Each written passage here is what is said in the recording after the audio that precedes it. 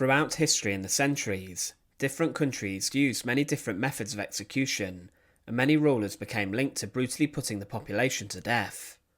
Henry VIII, for example, is known for ordering the beheading of two of his own wives, Anne Boleyn and Catherine Howard. But also within his country, many people were hanged, drawn and quartered, especially those who were found guilty of treason. Mary I was also known as Bloody Mary, for the fact she burned many Protestants at the stake. But there was a ruler known as Vlad III, or Vlad Dracula, who also became infamously known for his chosen method of execution. Vlad the Impaler is regarded as one of the most important rulers in Wallachia, and also he is regarded as a hero in Romania. But it was for his executions that Vlad is most famously known. Join us today as we look at impalement, one of history's most brutal execution methods. To support our channel, please make sure to subscribe.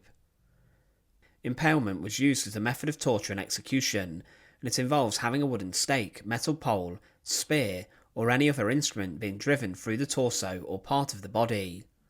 It was used as a public method of execution to send a clear message to the people in which crimes against a king, ruler or government would not be tolerated. It was considered a very brutal and horrific method of capital punishment and execution, and it was used at times to punish rebels, traitors, and those who had gone against the rules of the military. Often some crimes that were hated by the population were punished by impalement, and examples were made of those who did such things, such as robbing graves, or those who were highwaymen or robbers. There were different methods of impalement, and one of them was longitudinal impalement. This is where an individual would be impaled through their body in a vertical manner. This was used in many different countries, and one account of an impalement from Egypt in the 1600s unveiled how brutal it was. It was said, they lay the malefactor upon his belly, with his hands tied behind his back, then they slit up his fundament with a razor, and throw it into a handful of paste that they have in readiness, which immediately stops the blood. After that they thrust up into his body a very long stake, as big as a man's arm, sharp to the point and tapered, which they grease a little before, when they have driven it in with a mallet, till it comes out at his breast, or its head or shoulders. They lift him up and plant the stake very straight in the ground, upon which they leave him so exposed for a day. One day I saw a man on a pole, who was sentenced to continue so for 3 hours alive, and that he might not die too soon. The stake was not thrust far enough to come out at any part of his body, and they also may put a stay or rest upon the pole, to hinder the weight of his body from making him sink down upon it, or the point of it from piercing through him, which would have presently killed him. In this manner he was left for some hours, during which time he spoke, and turning from one side to another, prayed those that passed by to kill him, making 1,000 wry mouths and faces, because of the pain he suffered when he stirred himself.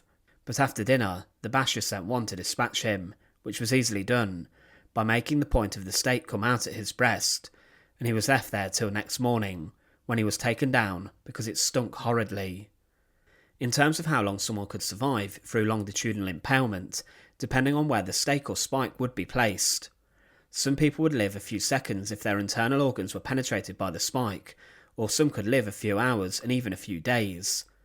In the Dutch East Indies, it was noted that one man survived 6 days whilst being impaled, and some surgeons claimed someone could last longer than 8 days, but this depended on how the stake was stuck through the body. If the stake was inserted to follow the spine, then the impalement would not necessarily damage vital organs, meaning that someone could last longer. The other type of impalement was transversal impalement. This was where a spike was pushed through the body from the front to the back.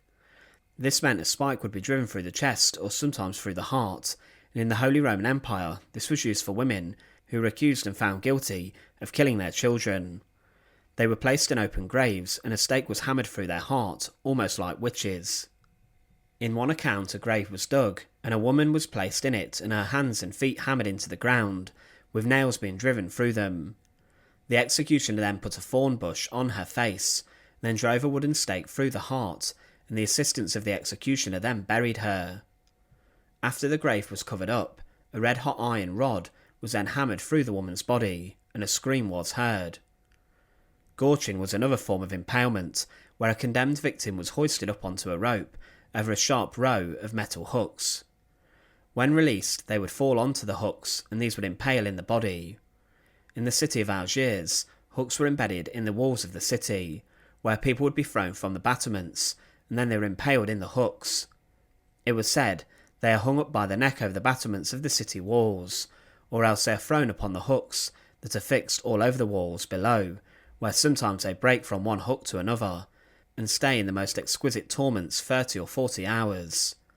Other variations of impalement include hanging by the ribs, where someone was impaled with an iron meat hook through the ribs, and then they were left to die slowly, and also bamboo torture, used by the Japanese upon prisoners of war during the Second World War.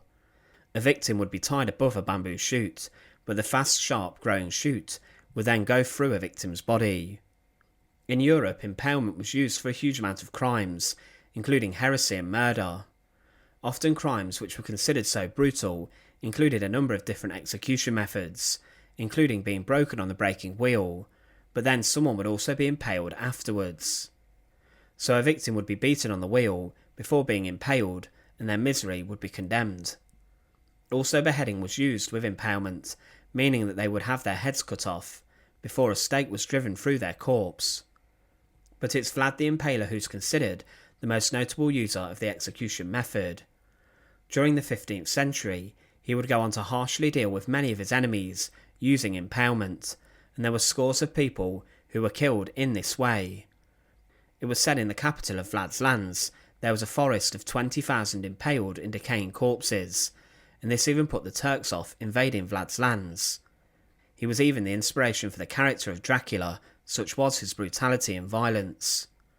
But impalement was a shocking method of execution that carried a horrific visual for the enemies of a king or a ruler.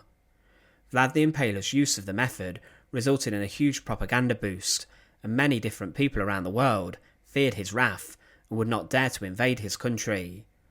It was a savage way of killing, and within the method there were other ways that different rulers put their spin on the method. It punished a huge variety of crimes, from heresy to treason and murder.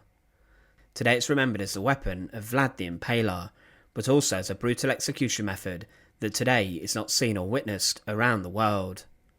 Thanks for watching. To support our channel, please make sure to subscribe, and once again, thank you so much for watching.